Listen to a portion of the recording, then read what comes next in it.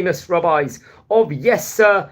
Now, today I want to speak a bit about a really great Moroccan rabbi. His name was Rabbi Eliyahu ben Harush. Very famous rabbi. His Hilula actually is a week after the Jewish festival of Shavuot on Yud Gimel Sivan. He was born in English year 1817 and he passed away in the year 1883. He was approximately about 66 years of age. He was very, very well connected in Morocco. His family was he actually came from great family auspices. His father's name was Avram and his mother's name was Esther. And born naturally in Safro in Morocco in the year 1817. Now it's actually interesting. He would learn Torah under a great rabbi named Rabbi Yoshua Yisrael Yaakov ben Oliel. Happened to be a very, very great rabbi of his time. Let's say something about them because I think there was a family connection between Rabbi Yoshua Yisrael Yaakov Oliel. He actually passed away himself in the year 1840, possibly about 43 years before Rabbi Ben Harush actually had passed away. Now, what's interesting about him, I think he passed away towards the end of the month of Adar, Rabbi Oliel. But what's interesting is that I think he had 3 sons, Yehuda, Yeshua, Raphael, Chaim. And what's interesting was, I think his granddaughter got married to Rabbi Eliyahu ben Harush. So there would be actually a strong family connection. And many of the descendants of great Rabbanim from the family of the Ijani family, I believe, came out from them also. I believe also what's interesting, family connections within regards to family, within regards to Rabbi Yaakov Oliel, which we have to point out. I think his grandson's granddaughter, grandson, if I'm going to say, great grandson, Yeshua, got married to Rabbanit Rina, who I think that Bitosh Rabbi Abba Elbaz, another very strong connection. Rabbi Abba Elbaz was also one of the famous rabbis of that specific Tekufa, this specific period in himself. Another rabbi we've spoken about on this series, he was a Dayan, a Moret Tzedek, head of Jewish courts, a chief rabbi in Sofro, and also many, many great Torah books also. Another one of the descendants was the famous Rabbi Yaakov Sudri, who we also recorded about more recent. He's definitely a more recent rabbi who passed away in the year 2002. He was a rabbi of Kfar Saba and various other places. I think he was a famous mohel also, if I'm not mistaken. He performed many, many Brit Milahs. It was 12,000 Brit Milahs. So he'll have many, many great descendants respectively. So that's very interesting point out. Just to point out something else in regards to Rabbi Yoshua Yisrael Yaakov Oliel, because we were speaking about him, he was directly connected through marriage with Rabbi Eliyahu ben Harush. He was also a head of Jewish court in Safro, a Dayan, a Posek, and very well connected at that point in time. He was close to rabbis of the caliber of Rab Amur Abitbol, another rabbi we've spoken about on various occasions before.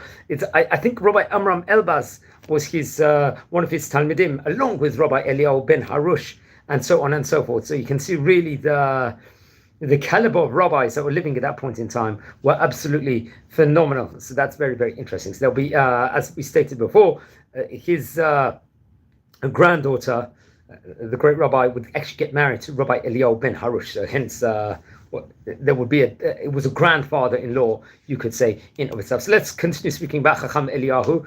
So I believe it was, the year 1837 it was. He would have been about approximately 20 years of age. He would get married to his wife, Rabbanit Masuda.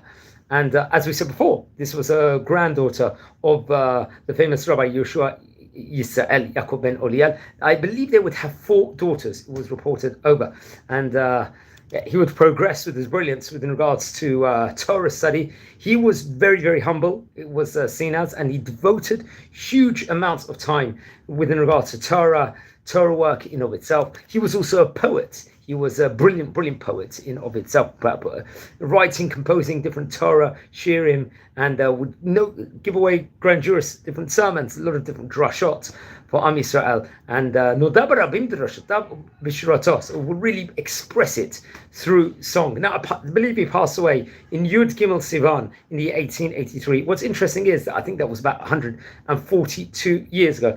Now, he left us with 2 Torah colossal works, including the Bרכת Eliyahu, which was various different novelties, teachings on the Torah and Ketuvim, the Tanakh, and also the Kos Eliyahu, which was an expoundation within regards to the Passover liturgy, the Haggadah Shel Pesach. Obviously, that's what we read on the 15th of Nisan, the first night of the festival of Passover or Pesach, respectively, and very, very famous book. I think the Bרכת Eliyahu itself This book actually contains 379 pages, if I'm not mistaken. I'm just looking at the preface to the book as we speak at the moment. Very, very famous book of his time, the Bרכת Eliyahu, obviously from the great rabbi. I think it's available on the Hebrew Books website. If I'm not mistaken, it might have been printed in Jerba in Tunisia. I'm not too sure the exact date, but it states over there with regards to, I think, had a connection with David.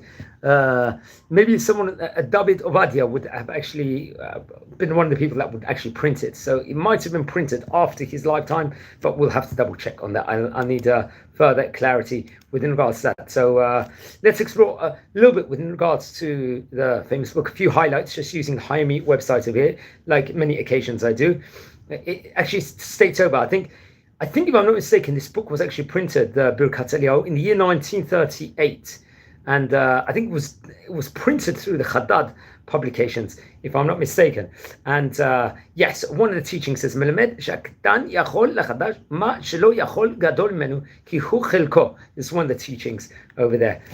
Another important teaching. Modia le'aniyim hamekablim tzedakah shelo yitzio b'mutarot. This is another teaching. I think that actually comes from page number 53 of this very, very important book. מפרש על ארץ חמדה טובה, שוודאי ננחל את ארץ ישראל. This comes from page 33. Once again, I believe the book was printed in Jerba in Tunisia. One last teaching from the book. מלמד שמנהג הנעשה בכנופיה וברעש דבר לא נשכח רישומו.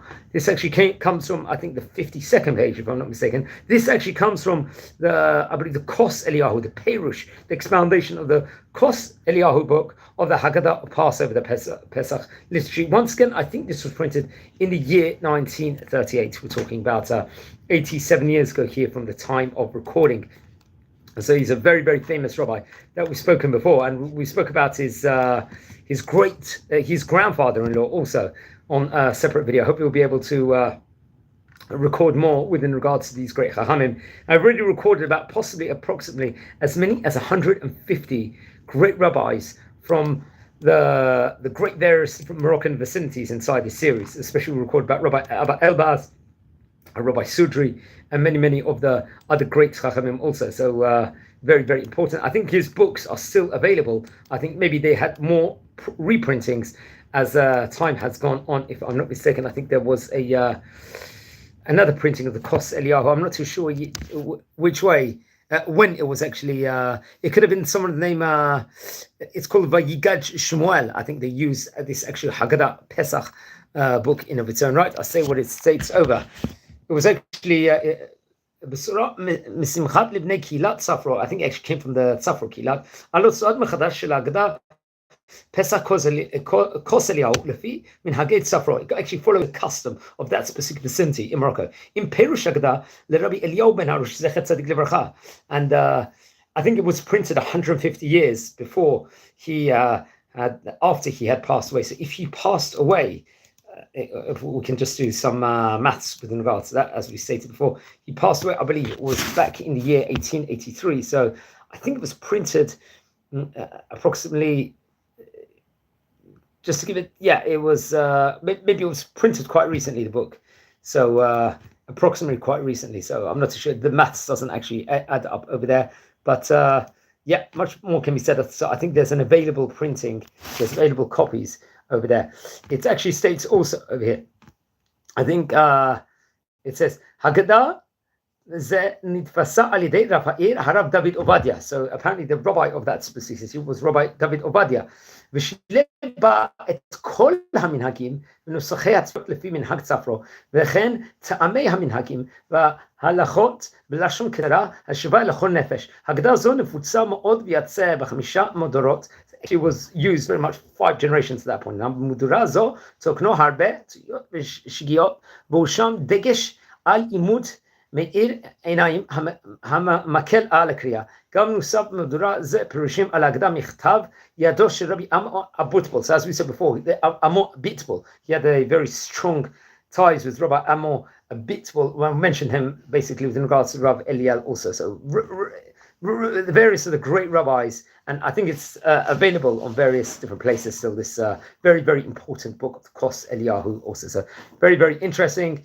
And friends, I recommend everyone to learn more about the great rabbis of yesteryear. Our friends, we're a community here. We're learning about great rabbis of yesteryear from the various different Ottoman countries, the various different parts of the Sephardi countries, North African, Asian. We are trying to explore the science behind who were the great rabbis of that time. And today we're speaking about the famous Rabbi Eliyahu ben Harush, who's very much connected to many, many great chachamim of yesteryear. So that's very, very interesting. So on that note, I just request from everyone, if anyone is interested in watching any of these videos, please share these videos to other people. Also, we're a community here.